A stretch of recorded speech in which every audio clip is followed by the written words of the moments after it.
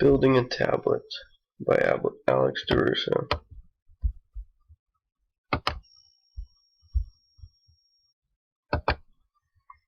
So the parts that you're going to need is a 10.1 inch screen and digitizer. You're going to need the back cover, the motherboard, one battery. You're going to need a charging cable and some other charging components. A small components bag that includes a lens cover, a lens, some screws to hold down the motherboard, volume buttons, and power button. You're also going to need some two-sided adhesive tape to tape down the battery. Okay. The tools you're going to need are one small Phillips head screwdriver. You may need some tweezers, as well as scissors, and a soldering iron and solder. The LCD digitizer and screen. Now, first, whenever you get this, it looks like one piece, but if you remove some tape, you notice that there is a digitizer, which is a clear screen with a grid that feels touches. It connects a pathway which allows the screen to know where you're touching, and then the LCD screen which displays all the different colors. You're going to want the back cover that will clip onto the LCD frame after you're finished installing everything. You're going to need the motherboard. Now, the motherboard does a lot of things and has a lot of parts connected to it. We'll start from the left. On this ribbon, we have the volume buttons. We have the speakers up here connected that will attach to the back cover. There is a camera here and another smaller front camera here. Two connectors for the LCD and digitizer display, as well as on the motherboard we have the processor, and the motherboard is right here. Not the motherboard, the hard drive. What memory it does have is right here. Also, the power button is going to be located over here. You can see it better on this side. Right here is the power button. Okay. The battery, which we will need to solder down, but we will get to that later. And some small components, which contains the camera lens cover, the outside camera lens cover, and a small decorative ring. The volume buttons, the lock button, and a small piece of plastic that you will screw into the frame to hold down the motherboard securely, as well as 10 or so screws that you're going to need to screw everything down. They are all the same size. Prepping the back case. This is the first thing you're going to want to do just to get the small parts out of the way. What I found was the easiest thing to do is to peel back a small corner of this plastic instead of removing all the plastic from the back case, just to stop any scratches while you're working on it from happening. First, I took this decorative ring and placed it inside the groove here. Like you can see right here, it sits flushly. Then you're going to want to place a plastic lens that has adhesive on it down on the outside also, to hold down and keep the camera protected. Installing the volume buttons and the power buttons on the side of the frame right here. The volume button and the back button are right here, and the lock button is up here. You can see it faintly. After you get the buttons installed, you can place the motherboard onto the back of the LCD frame. Whenever you put the motherboard in, you're going to want to line up the screw hole up here in the top right corner, and make sure that whenever the motherboard is placed down, that the lock button can still wiggle and the button still clicks. You want to make sure that it still locks and unlocks. After that first screw, you're going to place 3 more screws all down on this side. If you're looking at the tablet at this angle, it's going to be on the left, but right here it is near the bottom, and there's 3 screws in a row. After those 3 screws, you're going to place 2 right here.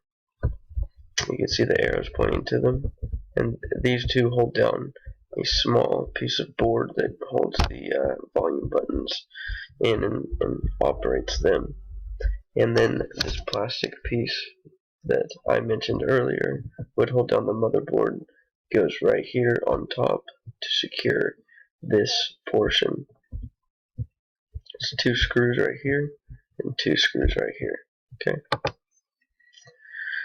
Next, you're going to want to install the LCD and digitizer ribbon cables. To install them, the easiest thing to do is to put both of your fingers on either side of these black connectors right here and slide them away, slide them back. You'll want to put the ribbon in, insert it right here. It goes inside the black plastic locking mechanism and goes all the way to the white connector. And then after it is in securely, you want to press on the black connector and secure it against a connection. After this, you'll want to take the antenna that has already been soldered in and tape it down with some black tape, and then remove the adhesive on the antenna to secure it somewhere along the side. After you get the antenna secured, you can remove the adhesive off of the speakers and take the back case and let the speakers be placed in there. You may want to wiggle them around and make sure they're in there firmly. Okay? After you get the speakers, the antenna, the cables, the screws are all in place, it is now time to solder. First, you're going to want to solder the backlit display. This right here is a 4 right near one of the ribbon cables. You'll want to apply a small amount of solder right here to connect or to finish a connection which allows the backlit display to show. After you solder this, you're going to want to solder the battery onto the motherboard. The red, as I'm sure you know, is the positive, the black is the negative, and whenever you solder the 2 wires in, you will want to make sure that the red cable goes to the plus sign, indicating the positive lead, and the black cable you will want to solder right here onto the negative lead. And this is somewhat what it should look like once you're finished, with solder right here, solder over here, and no solder in the middle, because you don't want to create a short circuit. After you solder down the wires, you'll want to connect the battery, and I found what was best is pulling it down in a way so that the cords don't get tangled after you solder the battery in. If you tape the battery down closer up here, right here, the cords may lay on top of the motherboard or on top of the battery and may create a problem pressing the frame in. Okay, after the battery is down, the last thing you're going to want to do is safely clamp down this camera lens to make sure that it doesn't wiggle or shake around whenever we put the entire back case on. Also, you're going to want to push down this camera lens with your finger, and you will hear it snap into place in some plastic. Both of the camera lenses are secured. Before we go any further, the tablet should now be able to be turned on. Right now is a good time to test and make sure that the tablet will turn on and display correctly before doing any further steps. Okay, assuming that it works and turns on, as you can see here, mine worked on, you can go ahead and continue. Remove the plastic and adhesive from the LCD and digitizer screens. So the LCD is right here. Remove the little tab and pull the plastic off. And on the digitizer screen, you are going to want to pull off this plastic and then remove the adhesive that is going all the way around the frame.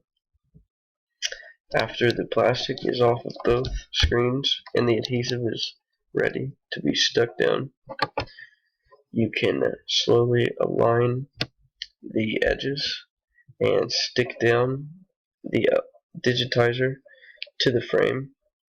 Make sure that all the corners are in securely, and very important is to make sure that there's no dirt or dust or any smears or smudges or fingerprints on the LCD display before you set it down, because once you put this digitizer display in, you are not going to be able to remove it unless without breaking the screen. Okay.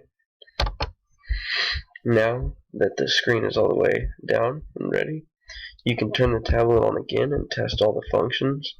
You're going to want to make sure that the screen touches.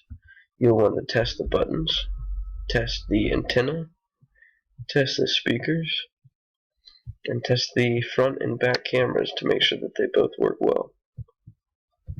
Assuming that everything works correctly, which I'm sure it is, your tablet is now ready to be completely assembled.